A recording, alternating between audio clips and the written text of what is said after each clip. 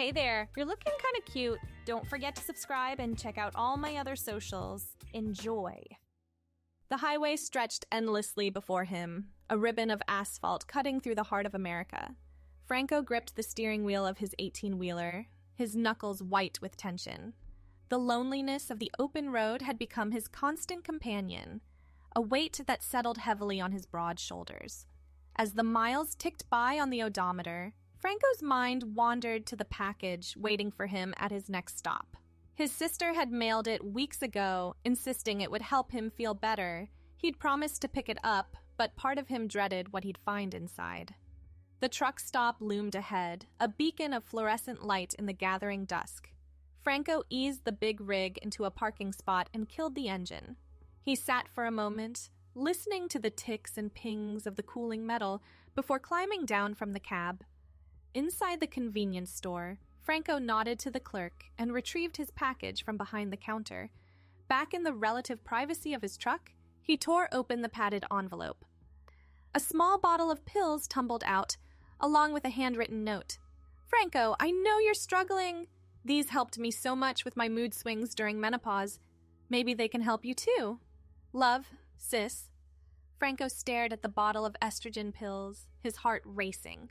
This wasn't what he'd expected. He shoved the bottle into the glove compartment, determined to forget about it. But as the days wore on, the loneliness grew more oppressive. Franco found himself eyeing the glove compartment more and more frequently. One night, parked at a rest area in the middle of nowhere, he finally gave in to curiosity. With trembling hands, he opened the bottle and dry swallowed a pill. Nothing happened immediately, of course, but Franco felt a strange sense of anticipation, as if he'd just set something momentous in motion. Weeks passed, and Franco began to notice subtle changes. His emotions felt less volatile, the ever-present anger simmering just below the surface gradually fading. He found himself smiling more easily at the small pleasures of life on the road, a beautiful sunset, a kind word from a fellow driver. At first, Franco chalked it up to the placebo effect, but as the changes persisted, he couldn't deny that something was different.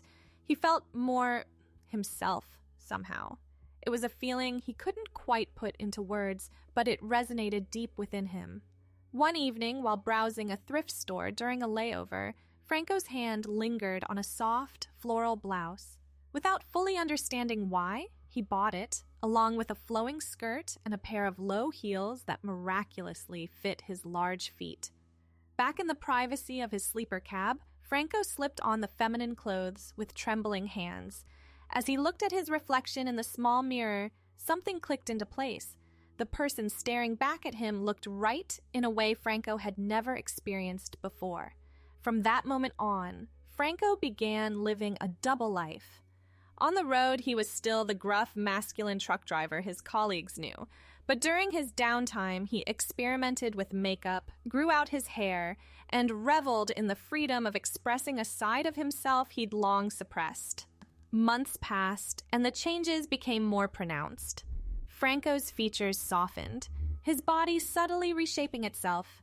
He found himself having to bind his chest to maintain his male appearance for work. The dichotomy between his two lives grew increasingly difficult to maintain. It was during a rare visit home that Franco finally confronted the truth. Sitting across from his sister at her kitchen table, he broke down and confessed everything: the estrogen, the secret clothes, the growing certainty that he was, in fact, a woman.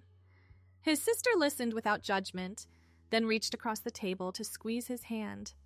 "I always wondered," she said softly. "What do you want to do now?" Franco took a deep breath.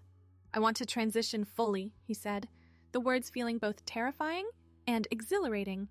"And I think I want to go by Eloise." The next few months were a whirlwind of changes. Eloise came out to her employer, who was surprisingly supportive. She began hormone therapy under proper medical supervision and started the long process of legally changing her name and gender marker. The road wasn't always easy. Some of her fellow drivers reacted with confusion or hostility. Eloise lost some friends but gained new ones who accepted her for who she truly was. She found an unexpected ally in a veteran driver named Mac, who took it upon himself to educate others and stand up for Eloise when needed. As her body continued to change, Eloise's confidence grew. She invested in a new wardrobe that made her feel beautiful and comfortable in her own skin. The first time she climbed into her truck wearing a sundress and boots, she felt a sense of rightness that brought tears to her eyes. Eloise's job allowed her to witness the changing landscape of America, both literally and figuratively. She encountered acceptance in unexpected places and faced challenges in others. But through it all, she remained true to herself, finding strength in the knowledge that she was finally living authentically. One sweltering summer day, Eloise pulled into a truck stop in rural Texas. As she fueled up her rig, she noticed a young attendant watching her curiously. Bracing herself for potential hostility, Eloise was surprised when the attendant approached with a shy smile. "Ma'am," the attendant said, "I just wanted to say, you're really brave. My cousin is trans, and seeing you out here, doing your thing, it gives me hope for her." Eloise felt a lump form in her throat. "Thank you," she managed to say. "It's not always easy, but it's worth it to be true to yourself." The attendant nodded, then hesitated before asking, Could I give you a hug?" Eloise opened her arms, and for a moment, in the middle of a dusty truck stop, two strangers shared a connection that transcended words. As she climbed back into her truck, Eloise caught sight of her reflection in the side mirror. The woman looking back at her was strong, confident, and finally at peace with herself. The open road stretched out before her, full of possibility. Eloise put the truck in gear and pulled out onto the highway, ready for whatever adventures lay ahead. She was exactly where she was meant to be in every sense of the word. The miles rolled by, and Eloise found herself reflecting on the journey that had brought her to this point. She thought about the little boy who had always felt out of place, the confused teenager who buried himself in work to avoid confronting his feelings, and the man who had lived for so long in denial. Now, as a woman in her 40s, Eloise felt like she was truly beginning her life. The estrogen had done more than just change her body. It had unlocked a part of her soul that had been trapped for decades. At a rest stop in New Mexico, Eloise took a moment to call her sister. As the phone rang, she looked out at the desert landscape, marveling at how the setting sun painted the sky in shades of pink and orange that seemed to mirror her own transformation. "Hey, sis," Eloise said when her sister picked up.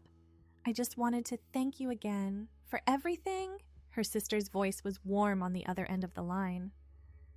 "You don't have to keep thanking me, Eloise. I'm just glad you're happy." "I am," Eloise replied, realizing the truth of it as she spoke. "I really am."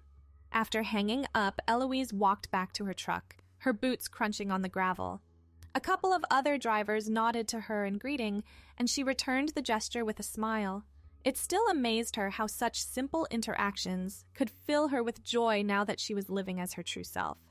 As she settled into the driver's seat, Eloise caught sight of a photo tucked into the visor. It was an old picture of Franco, taken at a company picnic years ago. The man in the photo looked uncomfortable in his own skin, his smile forced and his eyes holding a sadness that Eloise now recognized all too well. She gently removed the photo and replaced it with a more recent one, a selfie she'd taken at the Grand Canyon, her hair blowing in the wind and her face alight with genuine happiness. It was a small change, but it felt significant. The next leg of her journey took Eloise through the Midwest, where vast fields of corn and wheat stretched to the horizon. As she drove, she found herself thinking about the future. For so long, she'd lived day to day, unable to imagine a life beyond the next haul. Now possibilities seemed to unfold before her like the endless ribbon of highway. Maybe she'd save up for gender confirmation surgery. Maybe she'd eventually move to a more trans-friendly city. Maybe she'd even find love. The thought both thrilled and terrified her. At a truck stop in Iowa, Eloise ran into Mac, her ally from the early days of her transition. He greeted her with a bear hug that lifted her off her feet. "Look at you, girl," Mac exclaimed, setting her down. "You're glowing."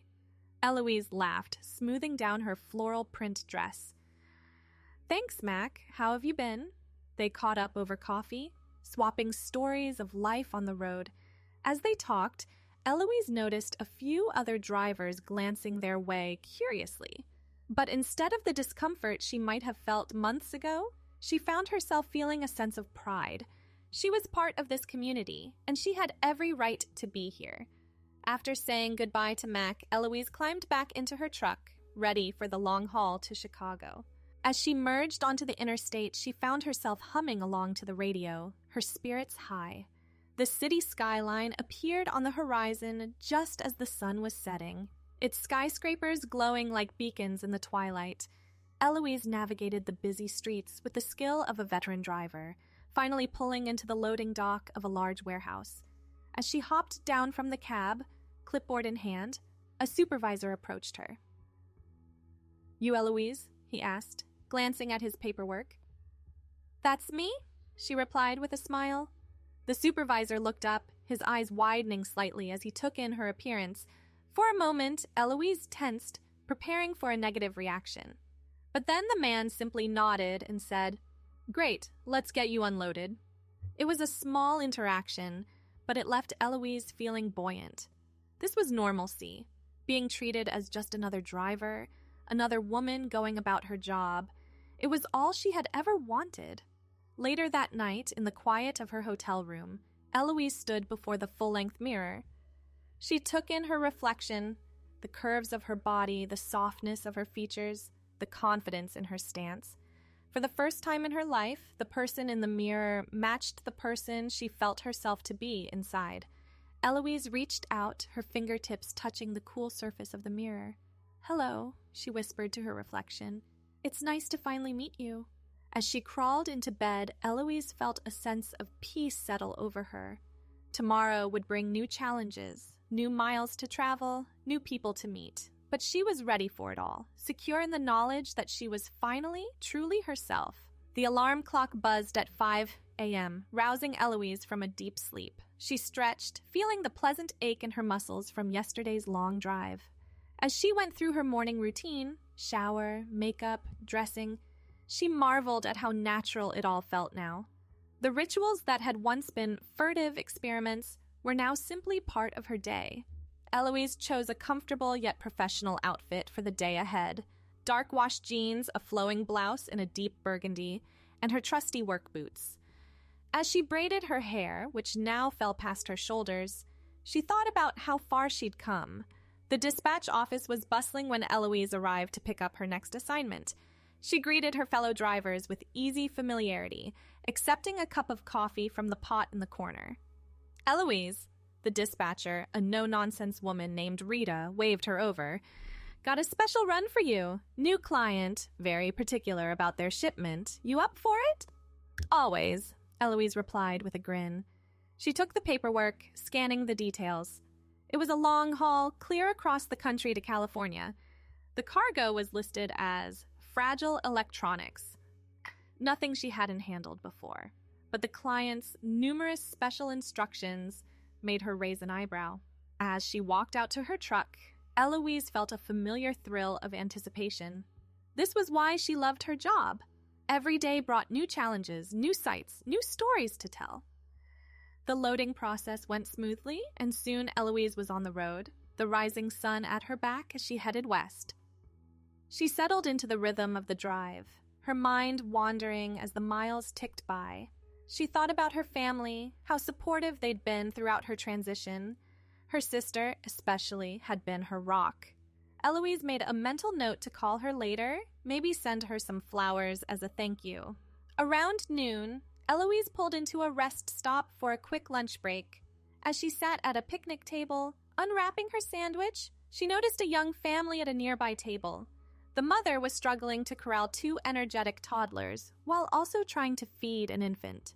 Without hesitation, Eloise stood and approached the family. "Excuse me," she said gently. "Would you like some help?"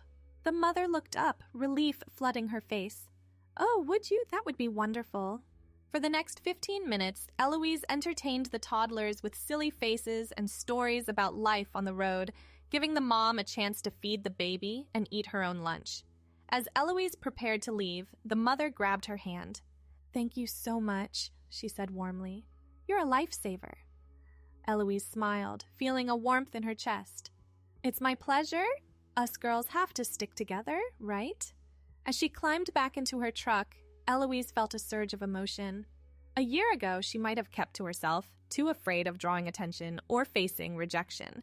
Now she felt free to connect with others, to offer kindness where she saw a need. The afternoon sun beat down as Eloise crossed into the Midwest. She rolled down the windows, letting the warm air whip through her hair. Her playlist shuffled to an old country song, one she remembered singing along to in a much deeper voice, a lifetime ago. Now she harmonized easily with the female vocalist, her higher register feeling natural and right. As the sun began to set, painting the sky in breathtaking shades of orange and pink, Eloise pulled into a truck stop for the night. She went through her evening routine, a quick dinner at the diner, a call to her sister, some light maintenance on the truck. In the quiet of her sleeper cab, Eloise took out her journal. She'd started keeping it early in her transition, a way to process her thoughts and feelings. Tonight, she wrote about the mother at the rest stop, about the song on the radio, about the sunset. Small moments that, strung together, made up a life she was finally happy to call her own. As she drifted off to sleep, Eloise felt a deep sense of contentment.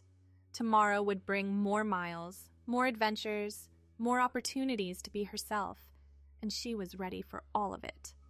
The next few days passed in a blur of highways and heartland. Eloise crossed through the Great Plains, marveling at the vast expanse of sky and the fields that stretched to the horizon. She navigated mountain passes with the skill of a seasoned driver, her truck steady and sure on the winding roads. At a fuel stop in Colorado, Eloise encountered a group of younger drivers gathered around their rigs. As she approached to fuel up, she overheard snippets of their conversation. Complaints about long hours, jokes about truck stop food, stories of close calls on the road. One of the drivers, a woman who couldn't have been more than 25, noticed Eloise and called out, "Hey there, you've been at this a while, right? Got any advice for us newbies?" Eloise smiled, remembering her own early days on the road. "Well," she said, leaning against her truck, "I'd say the most important thing is to take care of yourself. This job can be isolating, and it's easy to lose yourself in it. Make time for the things and people that matter to you." The younger drivers nodded, some looking thoughtful. Eloise continued, "And never be afraid to ask for help or to offer it. We're all out here together, after all." As she finished fueling up, one of the men in the group spoke up. "Thanks for that. It's cool to see someone like you out here. Makes me feel like there's a place for all of us." Eloise felt a lump form in her throat. She nodded, not trusting herself to speak, and climbed back into her truck. As she pulled away, she caught sight of the group in her rearview mirror, waving goodbye. The encounter stayed with Eloise as she continued west. She thought about all the times she'd felt out of place in her life, how she'd struggled to find her footing in a world that didn't seem to have a space for her. Now, without even trying, she was serving as an example for others. The realization filled her with a mix of pride and humility. As she crossed into Utah, the landscape changed dramatically. Red rock formations rose up around her, their striking shapes seeming to defy gravity. Eloise found herself wishing she could stop and explore, to feel the ancient stone under her hands and breathe in the desert air. But the cargo in her trailer was time-sensitive, so she pressed on, promising herself she'd come back someday for a proper visit. The thought made her smile. It was another sign of how much her outlook had changed. She was making plans for the future now, looking forward instead of just getting through each day. The California border came into view as the sun was setting on her 4th day of travel. Eloise felt a surge of accomplishment as she passed the "Welcome to California" sign. She'd made this trip countless times before, but somehow this time felt different. It felt like a milestone. As she navigated the busy freeways of Los Angeles, Eloise found herself thinking about her journey. Not just the physical miles she'd covered, but the emotional distance she'd traveled.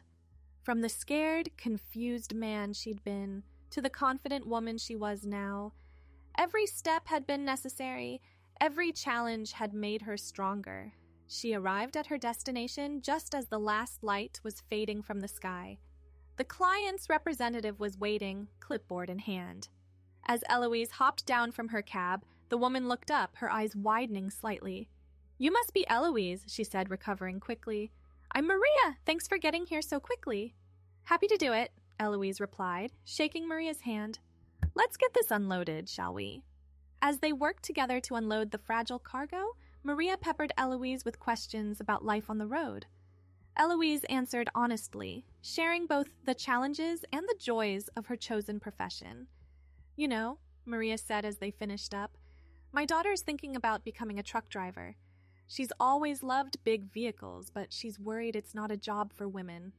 Meeting you, I think it'll really inspire her." Eloise felt a warmth spread through her chest. "Tell her from me that she can do anything she sets her mind to," she said. "The road is for everyone." Later, as Eloise settled into her hotel room for the night, she found herself reflecting on the conversation with Maria. She thought about all the times she'd felt like an outsider, like she didn't belong. Now, without even trying, she was helping others feel like they had a place in the world. As she drifted off to sleep, Eloise felt a deep sense of peace. She was exactly where she was meant to be, doing what she was meant to do, and tomorrow she'd wake up and do it all over again, grateful for every mile, every interaction, every moment of the life she'd fought so hard to live. The journey home was just as eventful as the outbound trip. Eloise took a slightly different route, wanting to see new sights and meet new people. She found herself marveling at how different the country looked through her eyes now, not just because of the physical changes she'd undergone, but because of the shift in her perspective. In a small town in Arizona, Eloise stopped for lunch at a local diner. As she slid into a booth, she noticed an elderly couple watching her curiously. She braced herself for potential hostility, but when the woman approached, her face was kind. "Excuse me, dear," the woman said. "I hope you don't mind me saying, but you remind me so much of my granddaughter. She's like you. It does my heart good to see you out here, living your life." Eloise felt tears prick at her eyes. "Thank you," she said softly. "That means a lot to me." The woman patted her hand and returned to her table. Eloise ate her lunch with a lump in her throat, overwhelmed by the simple act of acceptance. As she continued east, Eloise found herself thinking about family, both the one she was born into and the one she'd found on the road. She thought about her sister, who had unknowingly set her on this path with that first bottle of estrogen. She thought about Mac, who had become like a protective older brother. And she thought about all the strangers who had shown her kindness along the way. The sun hung low over the Texas plains, casting long shadows across the cracked asphalt of the highway. Eloise's truck rumbled steadily as she squinted into the distance, her hands firm on the wheel. She was making good time on her return trip, the California delivery behind her, and the open road stretching out like a promise. That's when she spotted it. A rig pulled off to the shoulder, its hood propped open, a faint wisp of steam curling into the dry air. Eloise didn't hesitate. She eased her truck onto the gravel, the tires crunching as she came to a stop a safe distance behind the stranded vehicle. Helping out was second nature to her now, a reflex honed by years on the road and sharpened by her newfound confidence. She grabbed her toolbox from the passenger seat, hopped down from the cab, and strode toward the figure hunched over the engine. The man straightened as she approached, wiping his hands on a greasy rag. He was broad-shouldered, with a weathered face framed by a scruffy beard, his flannel shirt rolled up to reveal forearms thick with muscle. His name, she'd soon learn, was Earl. His eyes flicked over her, taking in her jeans, her burgundy blouse, the way her braid swung lightly as she walked. There was a flicker of surprise in his gaze, quickly replaced by something else. Curiosity, maybe, or appraisal. Trouble? Eloise asked, her voice steady, offering a small smile. Earl grunted, tossing the rag onto the fender. "Damn radiator's actin' up again. Thought I had it patched last stop, but this heat's a bastard." His voice was rough, carrying the drawl of someone who'd spent a lifetime in the South. He squinted at her, then grinned, a lopsided thing that showed a chipped front tooth.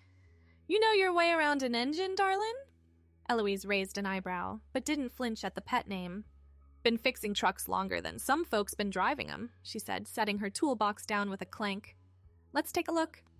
They fell into an easy rhythm, Eloise peering into the engine bay while Earl hovered nearby, handing her tools when she asked.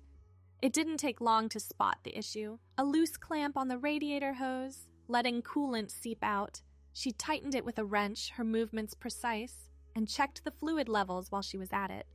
Earl watched her work, his gaze lingering a little too long on her hands, her shoulders, the curve of her waist where her blouse tucked into her jeans. Damn, he said when she stepped back, wiping her hands on her own rag. You're a regular grease monkey, ain't ya? Pretty thing like you, I'd have figured you'd be too dainty for this kind of mess.